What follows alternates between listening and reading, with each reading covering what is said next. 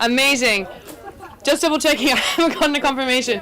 Timo, are we live? Yes, we're live. I think there's a conversation first. Let's go. Okay, well, welcome everybody to day 5 of the race. This is not where we expected we would be by then, which I think pretty much everyone watching the live stream is already aware of.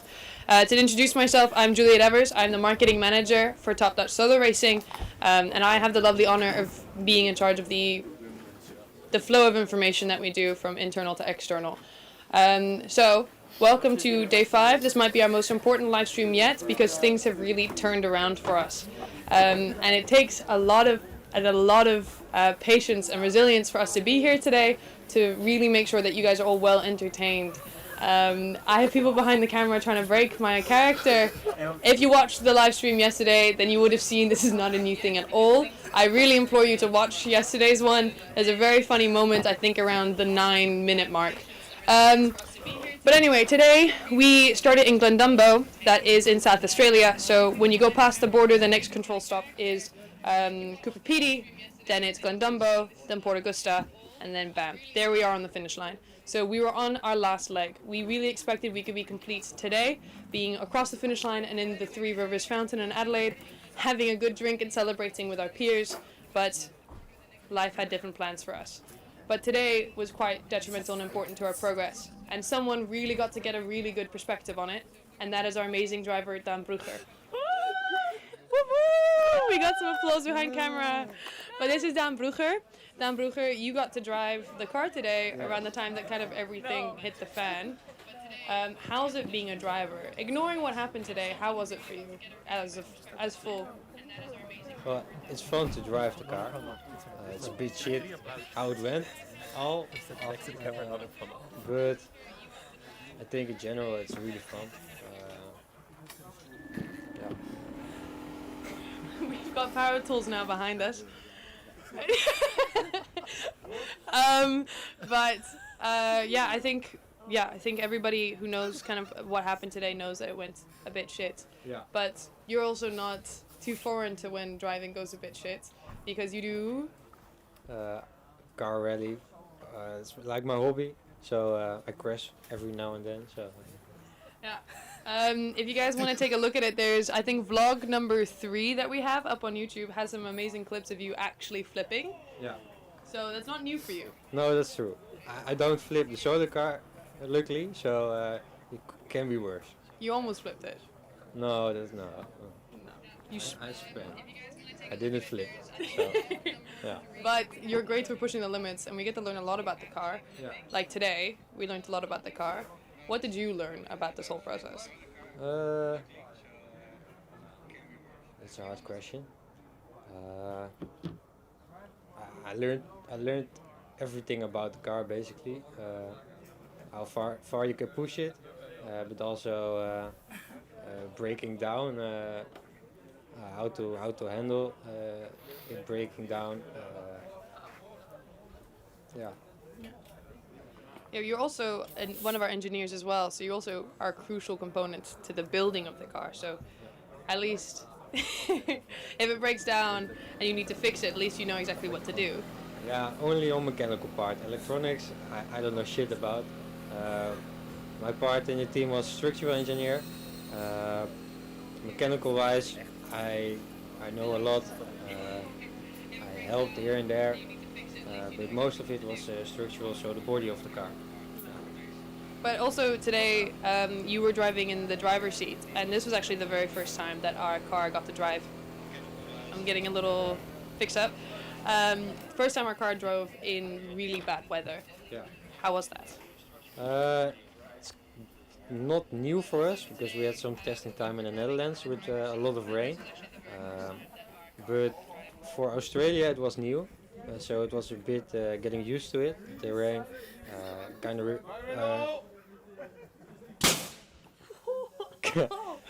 That's a loud bang. Kind of got remembered that how shitty the visual is with rain. So you have not much visual in the front of you, just a few meters ahead. But the faster you drive, the better the view gets. But yeah, then the car broke down a lot of times, so we didn't drive that fast. But this morning we were doing really, really good Yeah. for pace. You were also in the car then. Tell me a little bit about that as well.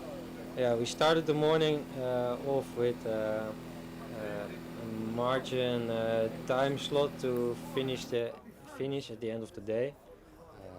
It all seemed to go to fall the right way, where we're catching up with the time, but yeah, we got more sun intake than we expected, so that was good for strategy. But after some, I believe 3 hours of driving, the car just shut off, and we had some electrical issues which we're still trying to figure out what it is exactly. So yeah, that's kind of shit. That's why we're here. We didn't finish yet. We're trying to do that tomorrow. We have to. So yeah. We actually have, our next up is actually an electrical engineer, so we get to dive into that a little bit more after this. But you got to be from a really big successful moment. For context as well, for the current strip of road that we were going to be driving was a lot of road work, and we had to really time how we were going to maneuver this. When you say margin of time, we're talking about minutes and seconds here. It wasn't like we estimated we'd be there around 4 o'clock when the finish line closes at 5. We were counting the seconds and the minutes, and we weren't even counting all the potential things that could be delaying us, like speed limits, traffic, and we ended up, I think, at 4:75.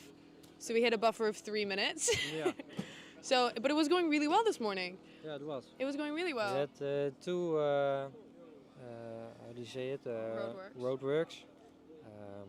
But the media fan catched up to us and talked to the people working there, and they let us through. So we didn't have to slow down. So that was really great. We could just drive through. Yeah. Yeah, but going from something really positive to our current situation, how did that feel for you? You were there for both of them, crucially as the driver of Green Falcon. How was that? Yeah, it's shit, but you just have to deal with it. Yeah, you can't really do anything about it, but try to make the best out of it. And that's how you approach it. And you just see what happens next. Yeah, that's basically it. Yeah, but that's pretty much our mentality about this Yeah. whole situation anyway. Yeah. Yeah, we just have to do, whoa. I'm learning. I've blown that before for our estafette, our relay race that we did. I blew it and everyone was like, watch out, it's super loud. I blew it and I was like, oh, this is nothing. I feel like we're using a completely different tool right now. Crazy. But yeah, today was quite a contrasted thing, but you've got a really good mentality going into tomorrow as well. You're also driving tomorrow. Yeah. What section of the drive are you doing?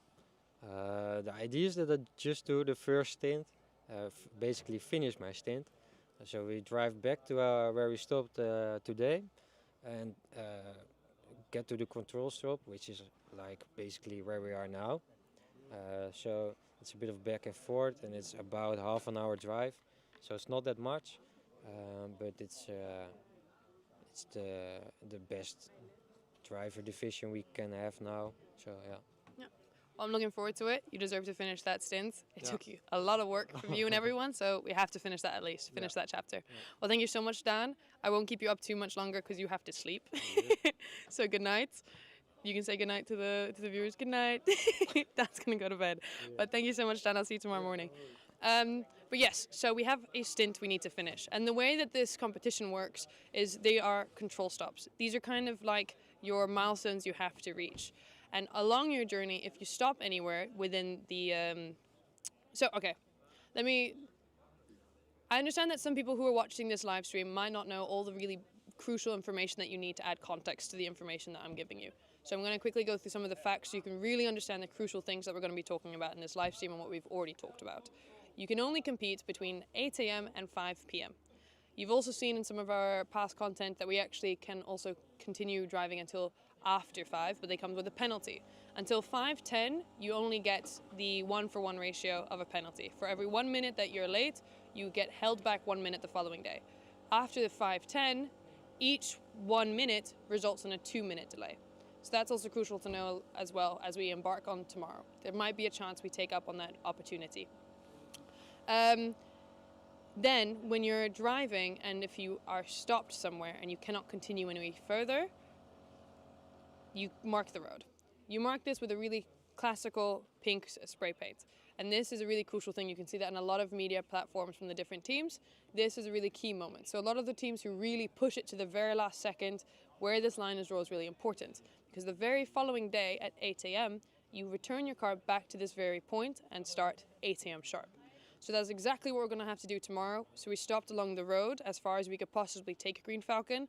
We've marked it with some pink spray paint and we're going to return right back there tomorrow.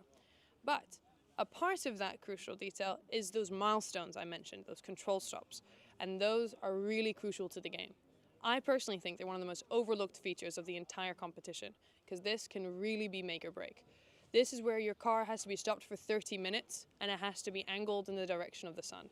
And this is where it almost is a science.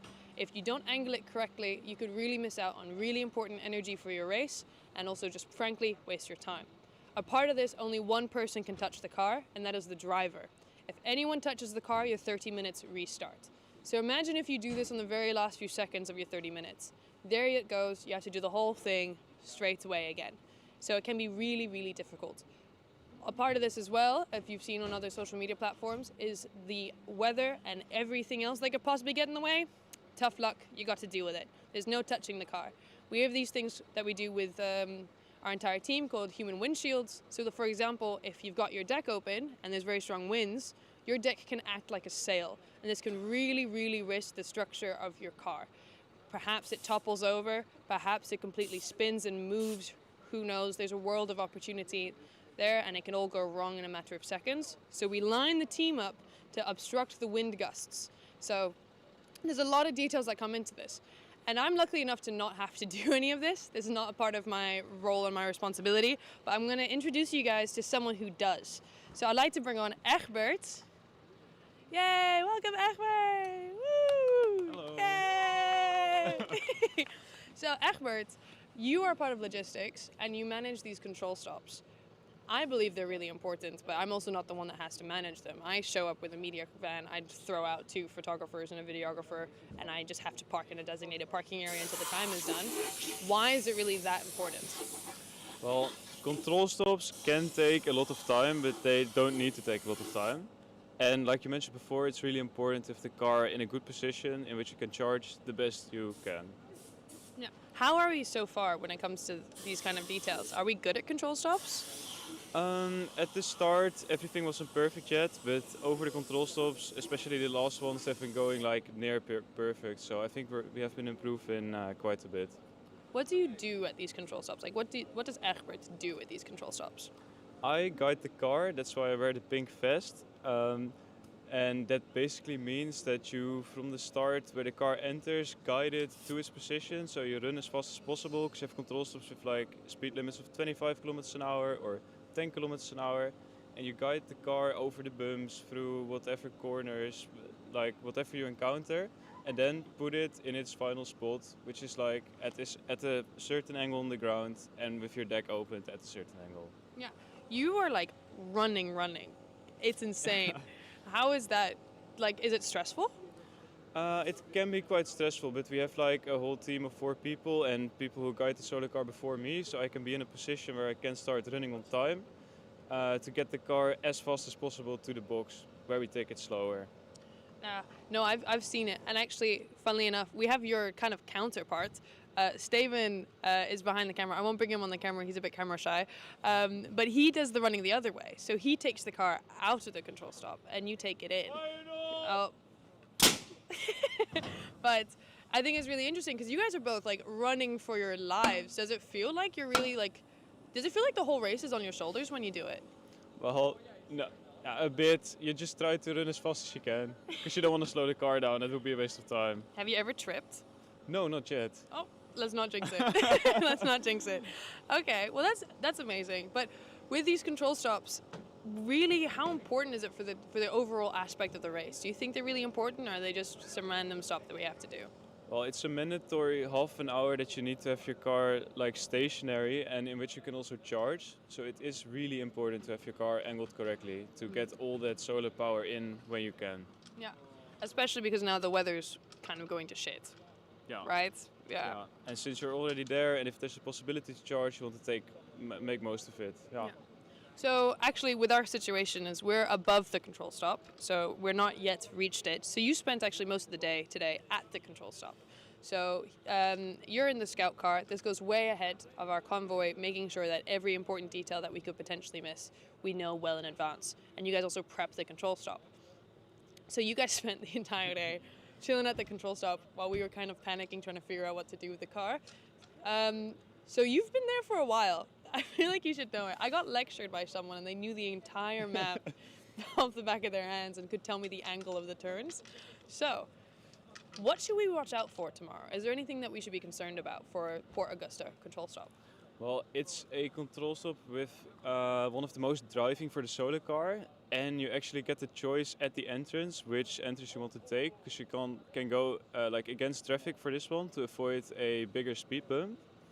But like you said, we have it quite mapped out after today, so we've got a solid plan to guide the car in through all the turns and put it in its spot at the end. Yeah. No, it sounded quite complicated. It sounded like perhaps the most complicated control stop yet, which is super convenient to have on our very last day when we've already been knocked down so many times. But hey, we can't complain anymore. We just have to get going. But you spent most of your day today at the control stop expecting us to show up. But other solar cars showed up instead of us. How was that for you?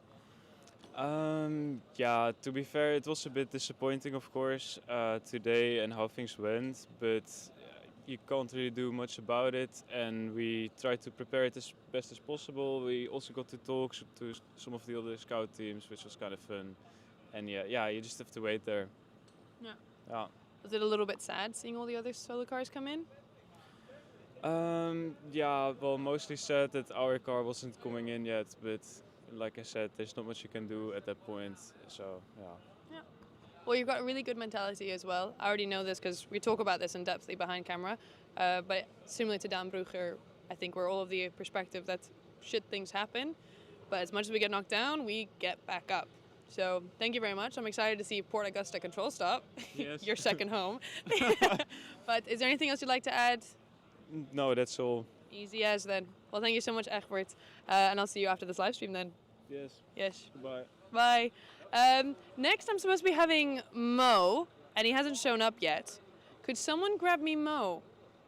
That'd be lovely. Okay, well, Mohammed is actually... Oh, he's here. He's been summoned. Welcome, welcome, welcome. Hello, Mo. He's been very busy working on the car because you're one of our electrical engineers. Here, come a little bit more into frame. Yeah. So, Mo, Yeah. how's the car looking at the moment? Should I pick it up? Yeah. Well, whatever works best for you. So, good evening to the folks at home again. I am sure you have seen me all yesterday, but here I am again. Do a little bit lower, otherwise you're going to sound very loud. Yeah. Today the car has been.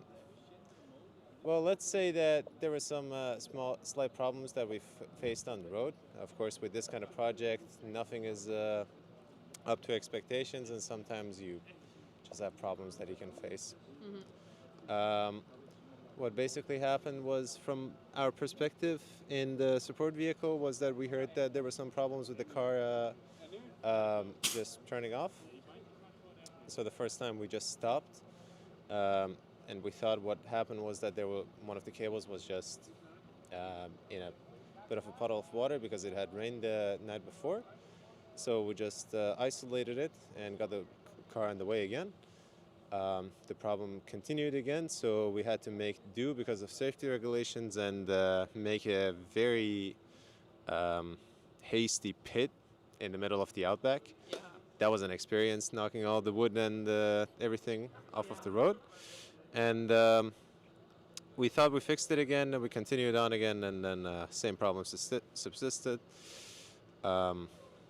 Then we fixed it for a third time. That one took us the longest. We swapped out a lot of components, fixed a lot of PCBs where we thought the problem was occurring, particularly the battery management system. Then the car got on the way again. unfortunately, 20 kilometers afterwards, it failed. So then the decision was made that we would come to a safer location and try to fix it.